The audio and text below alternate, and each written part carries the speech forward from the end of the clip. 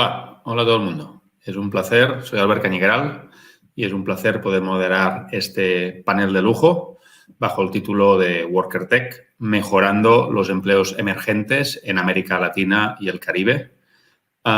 Como veréis, a partir de ahora tenemos realmente un panel y un debate muy poliédrico con muchos puntos de vista del que seguro vamos todos y todas a aprender muchísimo. Lo que es importante es ver que hoy en día pensar solo en términos de trabajo tradicional ignora a millones de personas que agregan fuentes de ingresos y dan forma a sus vidas mediante una amplia variedad de relaciones laborales no convencionales. En América Latina y el Caribe, la tasa promedio regional de informalidad es ya del 56%, según datos del propio Banco Interamericano de Desarrollo el año pasado, el 2020. Dentro del empleo formal, ¿no? Dentro de este 44% por sexto año consecutivo, el empleo asalariado tradicional se expandió menos que el trabajo por cuenta propia en la región, según datos de la CEPAL y la OIT. Y en 2019 ya había aproximadamente unos 40 millones de trabajadores de plataforma en el sur global, en una amplia variedad de sectores. En 2020, la plataforma argentina Workana ya contaba con más de 3 millones de freelancers registrados y afirmaba que se sumaban más de 1.600 nuevos trabajadores cada día. Uber, solo en México, tiene ya más de 250.000 socios conductores. Rappi tiene más de 200.000 repartidores en los países de América Latina donde opera. Y Hugo, otra plataforma, tiene más de 14.000 socios conductores registrados en los 7 países donde tiene presencia en Centroamérica y el Caribe. En pocas palabras, los sistemas fiscales y de protección social han sido y están optimizados para el empleo tradicional. La COVID-19 ha evidenciado cómo la red de protección social no cubre a las personas con trabajos no tradicionales. Estos nuevos modelos laborales generan nuevos desafíos para trabajadores, policymakers, empleadores e instituciones por igual. El reto es desarrollar un régimen común de derechos laborales y protección social para todas las personas trabajadoras, más allá de su estatus jurídico laboral. Worker Tech, del que vamos a aprender durante el desarrollo de este panel, es una forma posible de poner la tecnología al servicio de los y las trabajadores. En primer lugar, ayudándoles a garantizar el acceso a la cobertura y derechos laborales básicos, que en muchos casos no se da en muchos regímenes de países de la región. En segundo lugar, optimizar la productividad y su desarrollo profesional con ese modo de trabajo. Necesitan herramientas que les ayuden a poder maximizar su productividad y desarrollarse profesionalmente en ese ámbito.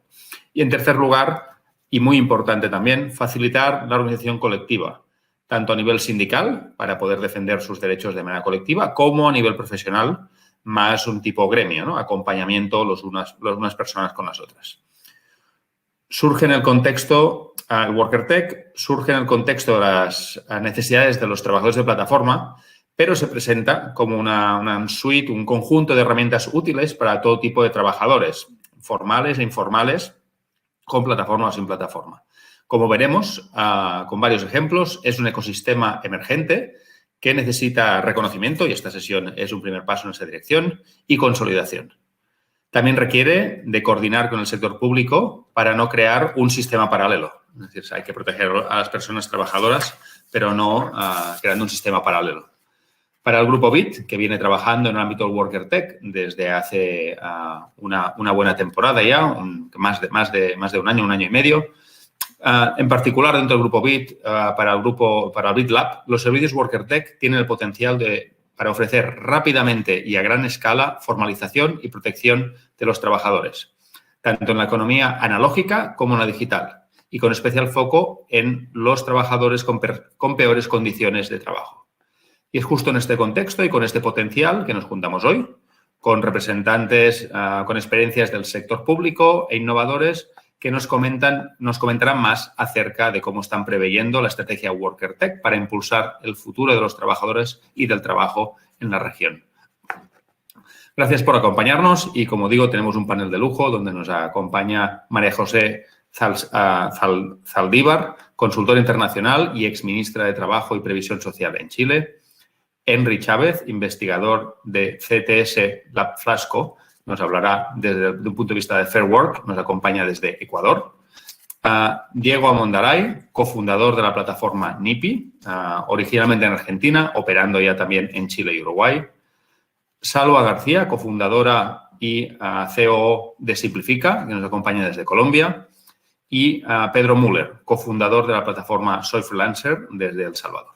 Como veis, tenemos una amplia diversidad de perfiles que nos ayudarán a comprender la complejidad de estas nuevas formas laborales y cómo poder afrontarlas.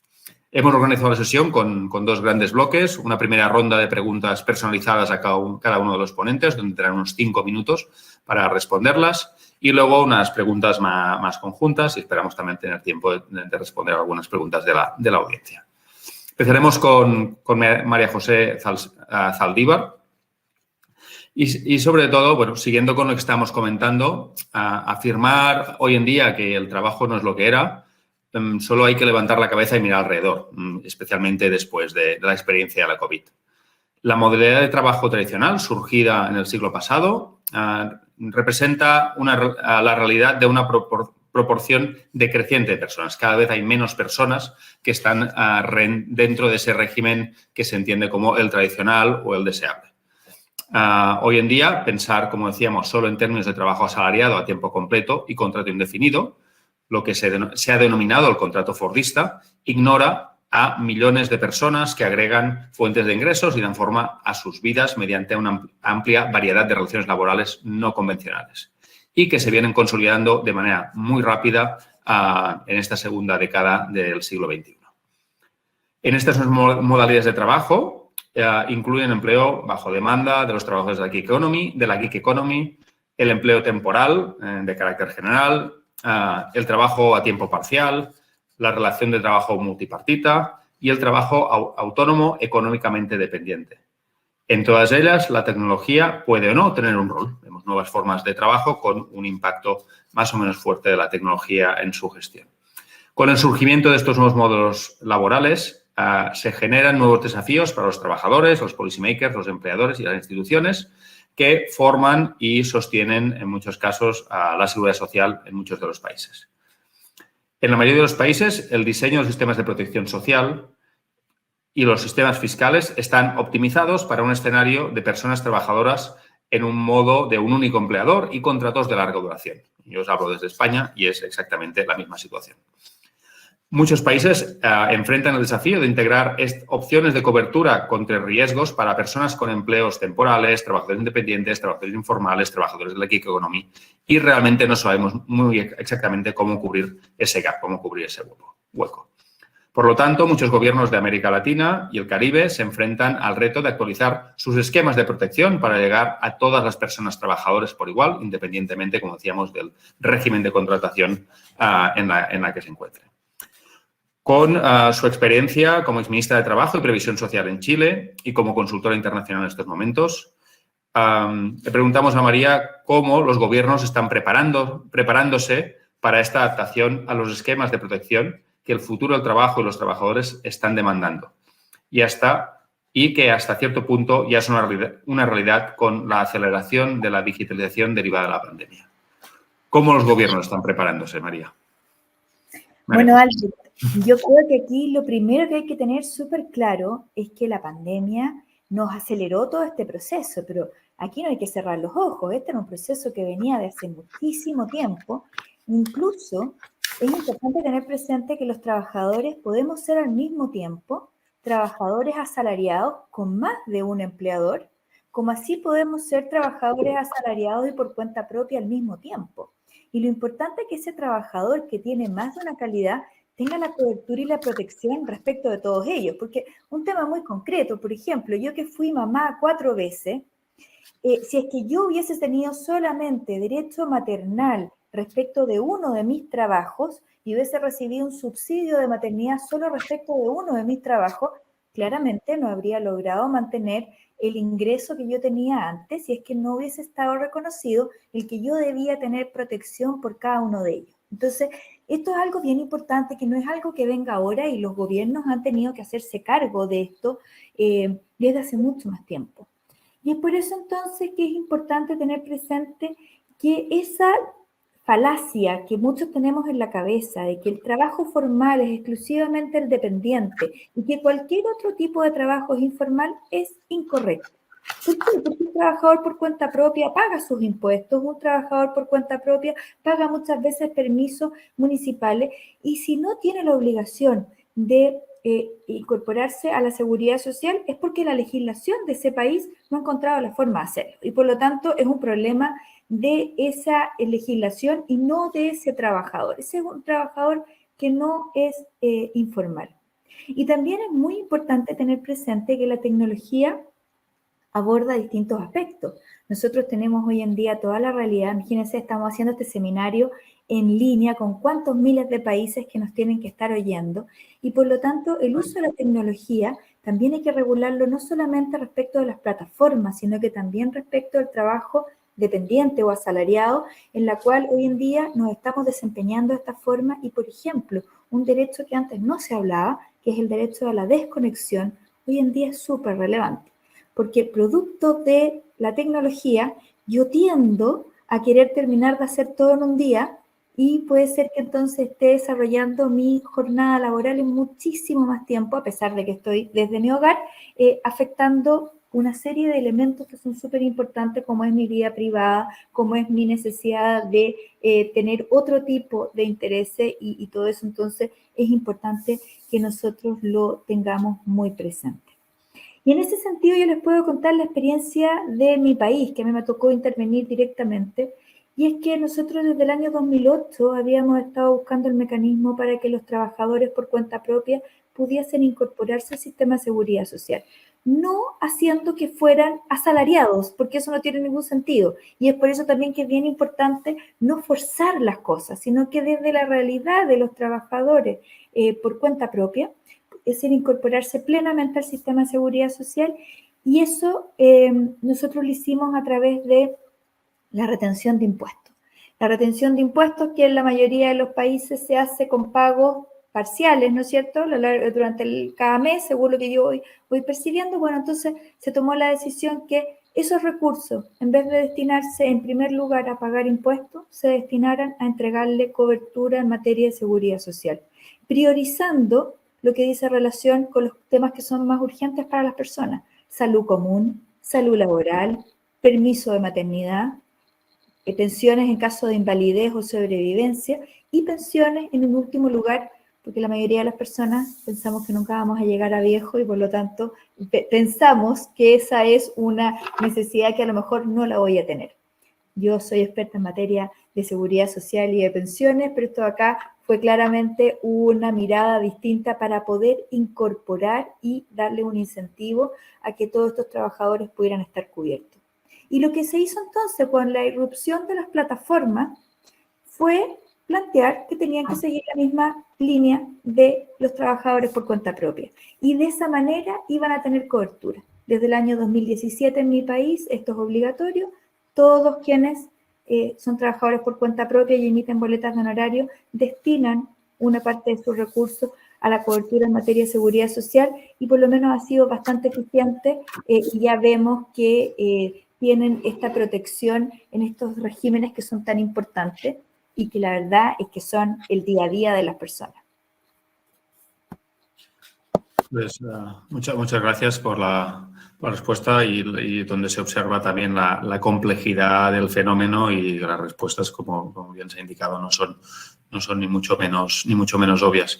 Yo añadiría, con mi experiencia personal en España y otro ámbito, además del derecho a desconexión, que es toda la gestión de los datos digitales que hay alrededor de estas plataformas. Es otro ámbito que habrá que pensar también como un derecho asociado a todo el ámbito laboral e incluso se está aquí empezando a hablar de la transparencia algorítmica, esa necesidad de conocer a un cierto nivel de transparencia esos algoritmos que muchas veces gestionan a las personas trabajadoras en estas plataformas. Así que hay campo para explorar. Seguimos hablando en esta ocasión con Henry Chávez, que nos acompaña desde Ecuador. Él es investigador del CTS Lab Flasco y está trabajando en un proyecto que se llama Fair Work, del que ahora nos va a hablar más en detalle. El proyecto Fair Work lo que hace es evaluar las condiciones de trabajo, del trabajo en plataformas digitales alrededor del mundo y las clasifica en función de cómo justas son. El objeto principal es demostrar que es posible lograr trabajos mejores y más justos en la economía de plataformas. Las evaluaciones de Fair Work se basan en 5 principios a los que las plataformas digitales deben adherirse para que se considere que ofrecen un trabajo justo. Las plataformas son evaluadas en función de estos principios para mostrar cuáles son las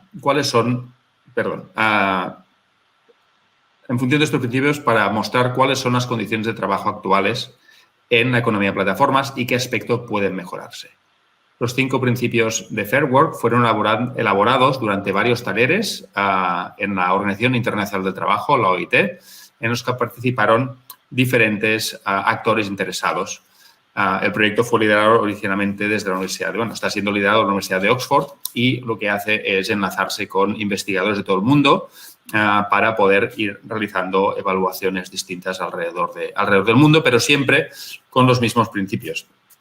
Los 5 principios que se acordaron en estos talleres son el pago justo, condiciones justas, contratos justos, gestión justa y representación justa. Tenemos conocimiento que Fair Work ha desarrollado 2 evaluaciones ya en Latinoamérica, en Chile y en Ecuador, y creo que hay alguna más en marcha, no sé si nos podrá contar o no, en la cual Henry ha sido socio investigador, particularmente en el caso de Ecuador, es donde se desarrolla su labor investigadora.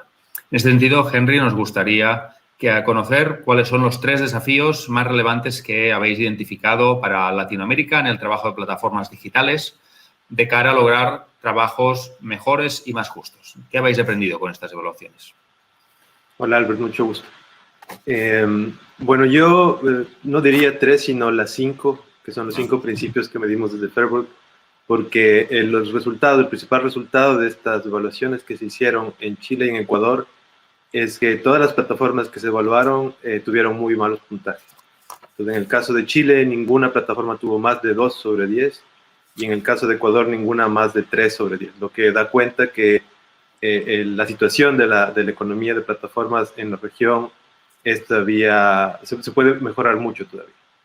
De la experiencia que tuvimos en el caso concreto de Ecuador, yo diría, si tengo que elegir de estos 5 principios, los más urgentes, es el tema de la regulación primero.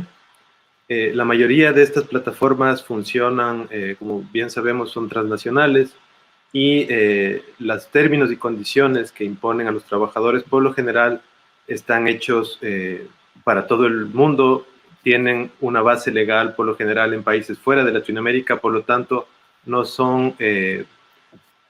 es posible, por ejemplo, seguir un juicio a una de estas plataformas localmente porque la sede o el lugar donde uno puede hacer un juicio está localizado en algún país en Europa o en otro lado.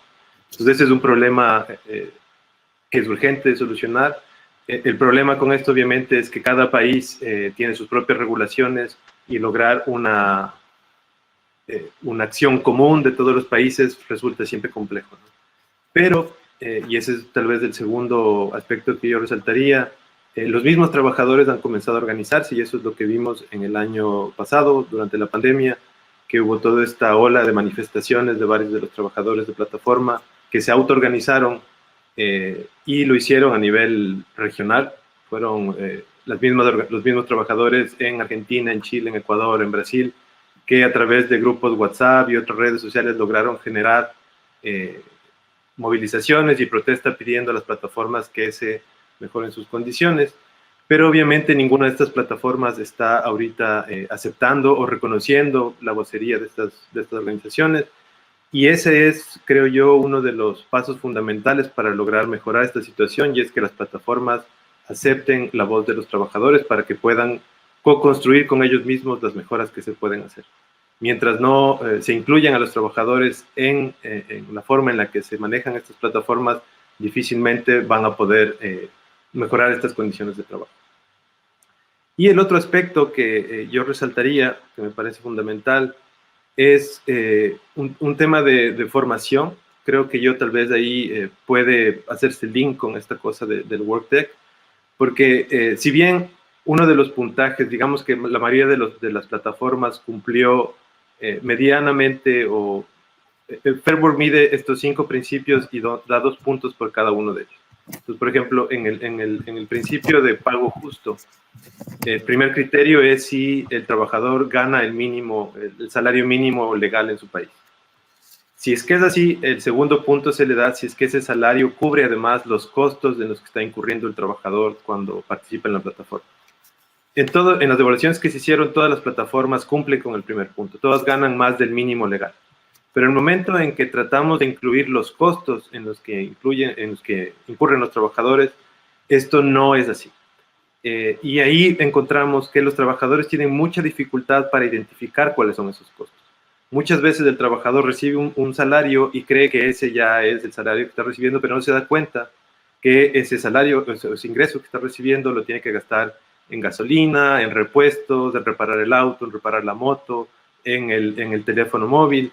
Y al no contar esto, en realidad, esos costos que le corresponderían en un trabajo tradicional a la empresa son trasladados al trabajador.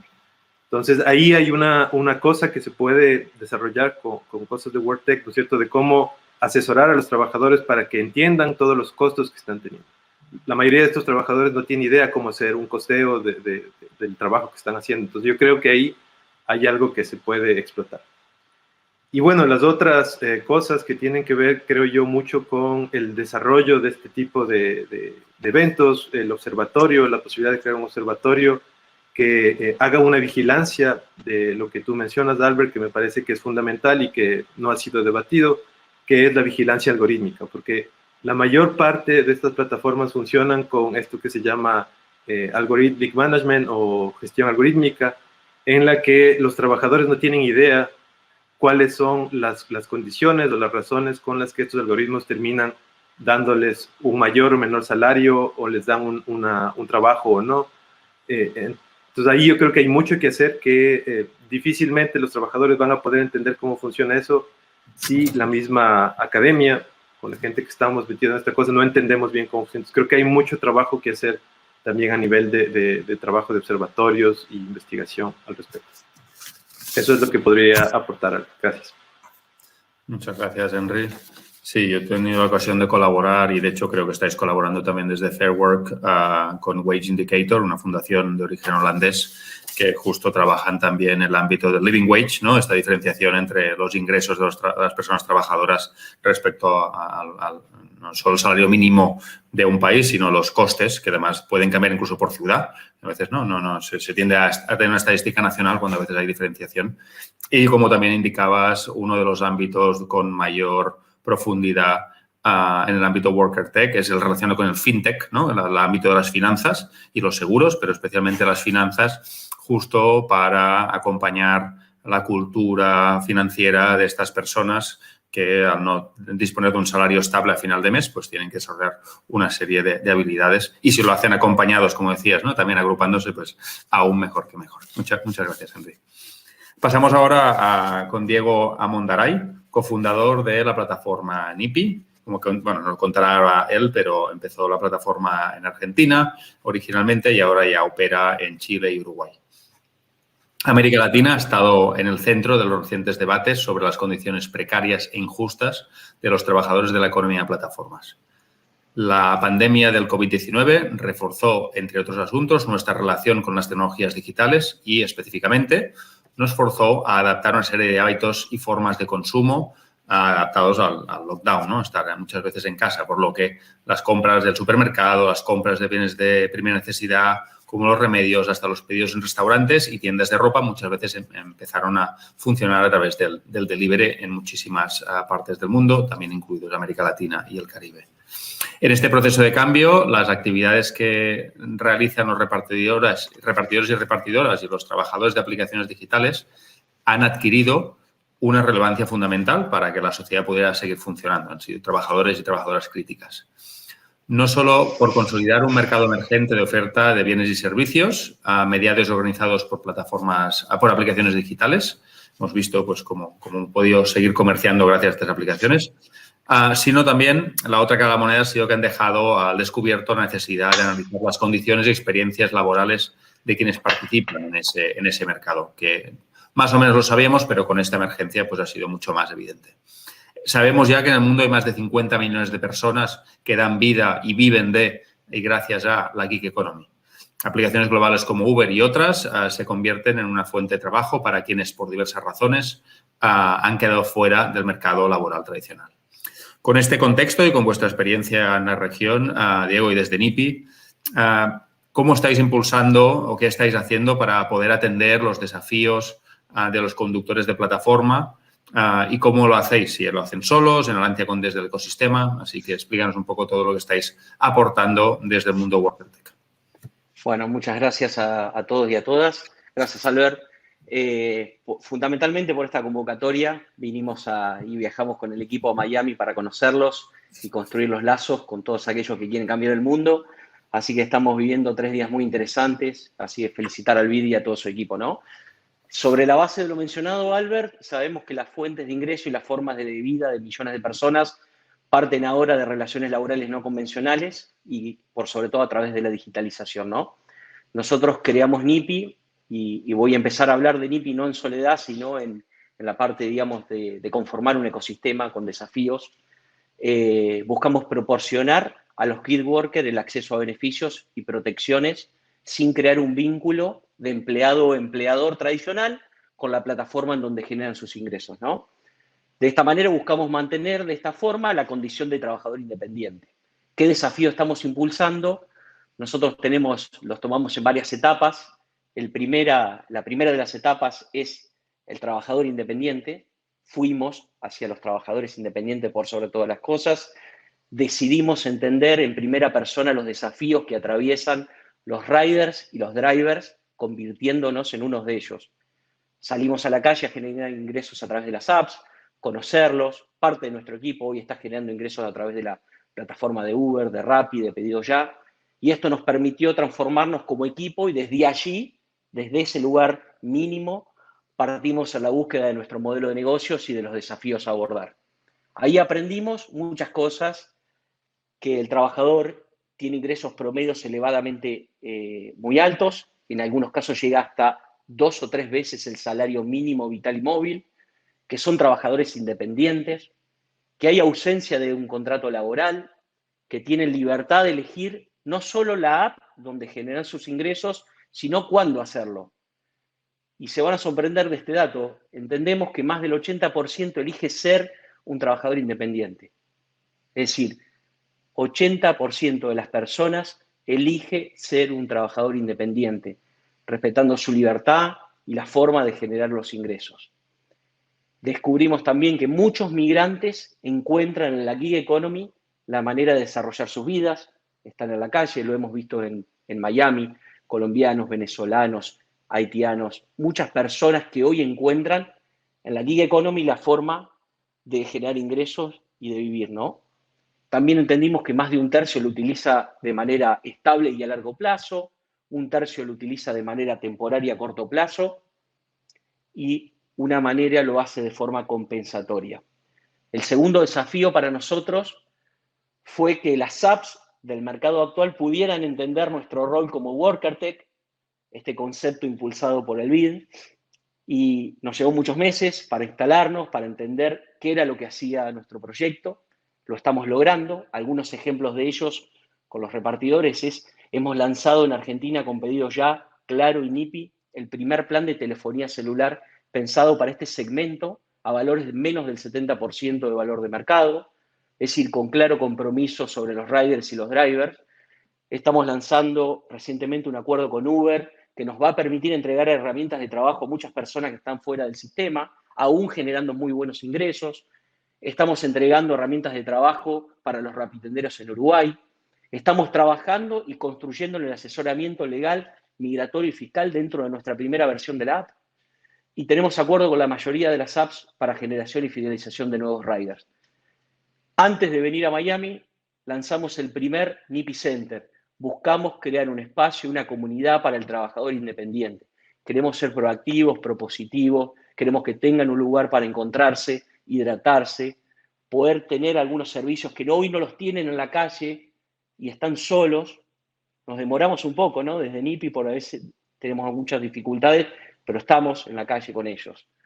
Entendemos que nuestro público es un segmento con muy bajo porcentaje de bancarización.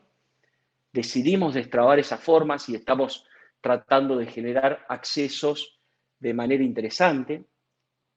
A su vez, conectamos con nuevos partners que no acceden de forma directa al mercado por su desconocimiento. Los estamos llevando a que creen beneficios para los trabajadores independientes. Trabajamos también con organismos sociales como Ayoca, Hola Argentina, Hello Europe nos está apoyando, porque entiende que para la migración es un elemento importante lo que está pasando en el futuro de la generación de los nuevos ingresos. Estamos abordando el desafío con el sector público, que están entendiendo de que hay más de 4 millones de personas en América Latina que están generando ingresos a través de una plataforma de tecnología. Es decir, se perdieron 31 millones de puestos de trabajo y esto está abordando un problema que toda esta comunidad o todos nosotros debemos construir. Y por sobre todo, el sexto son las personas que inspiran los cambios, ¿no? A través de estudios, conexiones. Y una de ellas sos vos, Albert, que en algún momento entendí que estabas trabajando por el futuro del trabajo y hoy estamos acá sentados con un equipo de trabajo con más de 24 personas en 3 países buscando a que NIPI sea un proyecto global. Es decir, no solo se construye solo, lo hacemos con los actores, pero primero iniciamos por la primera persona y la primera necesidad, que es el rider.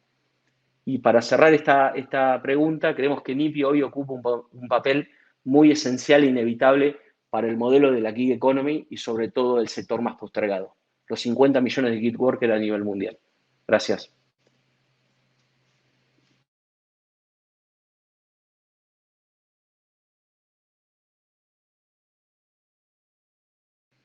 Estás muteado, Albert.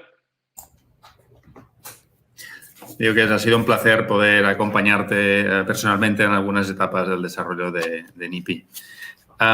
Pasamos ahora rápidamente al ámbito del trabajo doméstico, que se ha caracterizado por sus altos niveles de informalidad y condiciones laborales injustas, mucho antes incluso de la aparición de cualquier plataforma en ese ámbito. Según datos de la OIT, en América Latina y el Caribe hay 19,5 millones de trabajadoras domésticas, de las cuales 18 millones son mujeres y 1,5 son hombres. Por tanto, un sector altamente feminizado. En este contexto, pedimos a Salúa, cofundadora y CEO de Simplifica, cómo Simplifica está atendiendo este desafío que tiene rostro de mujer en la región latinoamericana y particularmente en Colombia. Gracias, Albert. Un saludo a todos. Bueno, Simplifica nace como una plataforma para resolver este tema de la informalidad laboral en el servicio doméstico de una forma diferente y disruptiva. Nos dimos cuenta que habían agencias de empleadas, que había muchas personas que contrataban directamente sus trabajadoras, sin embargo, no lo hacían con todo lo de ley. Nuestro modelo lo que hace es ayudar a las personas que ya cuentan con su trabajadora, niñera o conductor, a que lo contraten con todo lo de ley de una forma muy sencilla, con una experiencia tecnológica. Lo que hacemos es, tú tienes tu empleada, la ingresas en Simplifica y nosotros nos encargamos de todo el trámite de afiliación a Seguridad Social, te proveemos el contrato laboral, hacemos todos los pagos mensuales de Seguridad Social, prestaciones, todos los cálculos. Y lo que queremos es animar a los empleadores que no tengan excusas para contratar formal a estas mujeres, que como bien lo decías, pues en Latinoamérica, digamos, 1 de cada 25 mujeres que trabaja es empleada doméstica y es un sector que le aporta muchísimo a la economía porque además nos permite a otras mujeres y hombres trabajar con nuestras familias y nuestros hijos. Entonces, Simplifica lo hace de esta forma para poder escalar. Nosotros ya hemos formalizado el 2% de los empleados domésticos de Colombia con este modelo que lo que hace es ayudar a la gente con su propio empleado, ser un aliado del empleador para generar beneficios legales y extralegales para las trabajadoras y en este camino pues tener un pool de beneficios financieros, de bienestar y otros temas que estamos resolviendo con Simplifica. De hecho, a fin de año vamos a lanzar una plataforma también para las trabajadoras y poder ellas tener también el dominio de su relación laboral, empoderándolas, porque sabemos que una empleada que esté contratada de manera formal pues tiene unos beneficios importantes y los extiende además a su familia. Muchas gracias, sobre todo para enfocarse en un sector tan invisible muchas veces, ¿no? Y tan poco reconocido. Y de hecho, incluso en el ámbito de la investigación hay pocos datos comparado, ¿no? Hay una sobrevisibilidad de otro tipo de trabajo respecto a este trabajo. Hemos visto implica pues un porcentaje muy alto de personas trabajadoras en la región. Y ahí destacar algún trabajo que se ha hecho desde BitLab con la Digital Future Society en Barcelona, trabajo conjunto donde también se empieza pues a visibilizar y a ordenar y a todo este sector. Así que, bueno, quien quiera profundizar más, no sé si pueden compartir en algún chat el enlace a este informe. Y terminamos esta ronda ya con bastante prisa para tener algo de tiempo posterior con Pedro Müller, cofundador de Soy Freelancer. En este caso, hablar de los freelancers probablemente es un ámbito más conocidos y más visibles dentro de la economía de plataformas. Y actualmente cada vez más personas prefieren trabajar por su cuenta. Lo vemos en varios rangos de edades con varias motivaciones. Y lo que acaban haciendo, sobre todo, pues bueno, es tener su propia cartera de clientes y elegir en qué proyectos van a comprometer su talento y su tiempo. Lo que buscan es esta flexibilidad, ¿no? Entre la independencia financiera y la flexibilidad. Estamos buscando, pues, flexibilidad financiera con la flexibilidad que aportan las plataformas. A fecha de hoy, en la región de América Latina y el Caribe, se contabilizan como mínimo, yo creo esta cifra me animaría a subirla, como mínimo 3 millones de personas desempeñándose como freelancer, que es un dato no menor, pero digo, yo incluso creo que lo podríamos subir sin riesgo de equivocarnos mucho. Por tanto, en este contexto y desde El Salvador, ¿cómo nace Soy Freelancer en El Salvador y cómo veis el mercado latinoamericano? ¿Y qué desafíos más grandes o cuál es el desafío principal que identificáis para los freelancers en en nuestros países de América Latina para que sean competitivos? Porque al final es un mercado global. Gracias, Pedro. Ok, bueno, gracias, Albert. Bueno, ¿cómo nace Soy Freelancer? Nosotros lo ideamos como bajo el esquema cultural que nosotros tenemos como latinos, que nos caracteriza por ser ese tipo de persona trabajadora, que le echan ganas y que siempre quieren salir adelante, ¿no? Y un poco también por ahí el mercado que se presta mucho como para el trabajo informal. Bueno, nuestra primera idea fue crear una plataforma en donde la gente tuviera un segundo empleo, para que la gente pudiera tener esa oportunidad laboral o pudiera tener un ingreso extra para sus casas, ¿no? Ya después como madurando, de hecho se llamó Mi Segundo Empleo, como fue el bosquejo original que nosotros lo pensamos, fue como, ok, pongámosle Mi Segundo Empleo, ya luego mutó un poco, pues a lo que ahora es Soy Freelancer para llegar a un mercado más general y más grande y poder abrazar no solamente la gente que busca un segundo empleo, sino que la gente que literalmente vive de los gigs, ¿verdad? Vive como freelance. La idea principal de Soy Freelancer es que obviamente sea el punto de encuentro entre la gente que ofrece servicios y la gente que los anda buscando, ya sea emprendedores, personas, empresas, ¿verdad? Pero no nos quedamos ahí, somos básicamente el intermediario que hace posible el trato acordado entre ambas partes para que pues al final sea ganar-ganar. Nosotros también somos como el medio de confianza, de cierta manera también de seguimiento y de arbitraje por si pasa algún problemita y nosotros estamos siempre en el medio tratando de solventar los problemas que se pueden dar con el manejo de proyectos. Tenemos el cuidado y le damos literalmente seguimiento a cada proyecto que nosotros tenemos dentro de la plataforma para que se puedan cerrar efectivamente, ¿verdad? Bueno, el objetivo al final es que el cliente obtenga su trabajo de calidad y que el freelancer obtenga su dinero de forma segura. Con respecto a los desafíos grandes que hemos identificado para los freelancers, para que los freelancers puedan ser un poquito más competitivos, o sea, te puedo mencionar que uno de los pilares es el desarrollo de las habilidades a través de capacitaciones, autoaprendizaje, tecnificación, pero no solamente se trata de las habilidades técnicas, sino también de las habilidades como un poquito más blandas o unas habilidades más holísticas para el manejo del proyecto, ¿verdad? Entonces ahí es como que los freelancers se quedan como un poquito cortos porque no solamente saber hacer las cosas, sino que también es saber manejar los proyectos, ¿verdad? Para esto nosotros hemos creado una guía práctica que le hemos llamado la guía freelance, así, en donde básicamente es un compendio de todo lo que hemos aprendido durante los años para estar en contacto, al estar en contacto directo del mercado y abordamos temas como presentar una buena oferta para un cliente, cuánto pueden cobrar por su trabajo, saber cómo negociar, cómo manejar un proyecto, darle seguimiento y evacuar dudas, cómo cerrar exitosamente un proyecto, cómo lidiar con diferencias cuando se tiene con el cliente, técnicas para que el cliente pueda volver a comprar y así, entre otras temáticas. Básicamente lo hemos organizado de forma práctica para que el freelancer pueda empezar con este aprendizaje. La guía es gratis para nuestros usuarios premium y cuenta con alrededor de 250 páginas, casi que un librito, ¿verdad? Para que la gente literalmente lo lea y lo ponga pues, en práctica para que le pueda sacar cierto beneficio a todo ese tipo de temáticas que nosotros tenemos por ahí. También estamos trabajando en una serie de videotutoriales también, moviendo un poquito la guía, tanto escrita para hacerlo un poco más fácil de digerir, que sea más fácil poder seguir ese tipo de contenido. Esperamos que el otro año lo tengamos para allá totalmente gratuitos para toda la gente que se registre dentro de la plataforma. La finalidad de la guía al final es que el freelancer aprenda a tener un flujo de ingreso estable, ¿verdad? Cómo tener nuevos clientes, cómo retener clientes y cómo que esta gente también te vuelva a comprar, ¿verdad? Y que, o sea, que al final se genere esa dinámica de seguridad de trabajo sin importar que sea freelance, ¿verdad?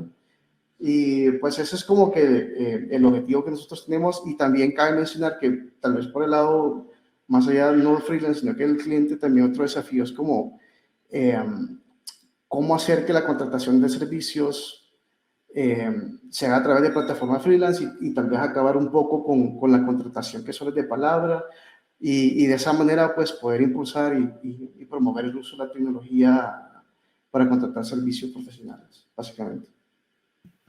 Muchas gracias, Pedro. Aquí apuntas también un ámbito que es muy interesante, que es ahora desapareció la cámara, supongo que aún está por ahí, la formalización también de estos, ¿no? El hecho de contratar a través de una plataforma también ayuda a formalizar, como decías, contratos que podrían ser de carácter más verbal.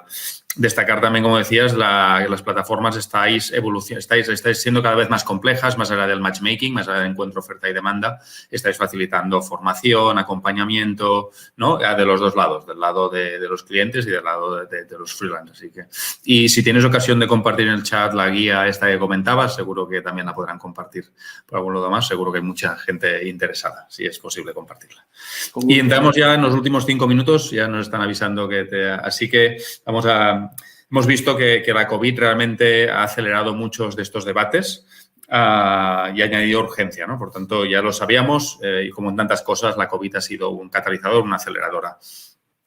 Por tanto, en modo casi de tuit, de respuesta, de conclusión alrededor de todo lo que hemos venido discutiendo y siento que tengamos que ir de esta manera. Desde cada una de las perspectivas que aportáis, desde policymakers, más observatorios, investigación, emprendedores, startups, dentro de este universo Worker Tech, que realmente hay muchísimos desafíos que resolver, ¿cuál sería vuestra prioridad desde vuestra experiencia, ¿no? Que hemos oído formación, hemos oído finanzas, hemos oído seguridad social. Bueno, a ver, si tuvierais una varita mágica o estuvierais realmente ahora en el gobierno, ¿cuál sería la acción que haríais y así hacemos un cierre? Podemos seguir el mismo orden, si es posible, y así empezamos con María José. Bueno, además, sí. No voy a estar en gobierno, así lo tienes más fácil. Yo creo que es fundamental entender que no pueden haber trabajadores de primera y de segunda y que, por lo tanto, todos los trabajadores independientes, la forma en la cual se desempeñan, merecen tener la misma protección y los mismos derechos. Y el Estado tiene que estar ahí para eso. Y tiene que buscar mecanismos que sean distintos, porque son distintos. No puede tratar de encajarlos donde no están, pero no puede negarles la protección. Gracias. El sector público evolucionando. Henry, ¿qué priorizamos después de todos los estudios que habéis hecho? Así, rapidito. Yo no priorizaría ninguno de los objetivos porque creo que son necesarios. Lo que me importa es que esta tecnología que se desarrolle evite el tecnosolucionismo. Muchas veces caemos en este problema. Que las soluciones que se construyan sean co-construidas con los trabajadores y los otros stakeholders que existen. y que se cuide mucho el tipo de business model que se está utilizando, porque el problema que tienen las startups es que el 98% fracasan en los 100 primeros años. ¿Cómo hacemos que esta tecnología, este WorkTech, funcione a largo plazo? Eso sería. Sostenibilidad de estas iniciativas, sí, sabemos, y ahí el BIT tiene mucho que aportar. Diego. Bueno, gracias y un abrazo a todos. Yo desde mi punto de vista mientras se generan los grandes debates, que los tiene que haber, apostemos por lo que le está cambiando la vida a las personas ahora a través de la tecnología, el WorkerTech, construyamos, unámonos, seamos capaces de poder debatir a largo plazo, pero mientras tanto hay muchas personas que le está cambiando la vida a esta oportunidad. Así que muchas gracias y un abrazo a todos. Seguiremos viendo vuestras evoluciones y expansión. Salva, perdón. Que los sistemas de seguridad social sean sencillos para que la gente, digamos, no tenga excusa de que no puede hacer las cosas porque no las entiende, y que seamos en los hogares los mejores empleadores que soñamos ser, es decir, que el hogar sea el mejor lugar para trabajar para todas las empleadas del hogar. Y apuntas muy bien a la digitalización también por la parte del gobierno de administración. Y Pedro, los últimos 30 segundos antes de cerrar. Gracias. Bueno, nosotros entendemos que este no es un problema micro, sino que es más un tema macro en donde distintas entidades de gobierno y pues privadas deberían de estar en comunicación y en conectividad. Nosotros definitivamente estamos para impulsar este tipo de iniciativas, hacerlo más fácil a nuestra comunidad, ¿verdad? Y hacerlo más fácil desde la plataforma, accesible y conveniente para nuestros usuarios también. Estamos en la disponibilidad también. Muchísimas gracias, Pedro. Muchísimas gracias a todas las personas que habéis participado en este panel, como decía al principio, de lujo absoluto. Yo que me gusta mucho WorkerTech, he aprendido pues muchísimo con vuestras aportaciones y nada, agradecer también a BitLab la oportunidad de moderar esta sesión y seguiremos hablando y co-construyendo soluciones. Muchísimas gracias.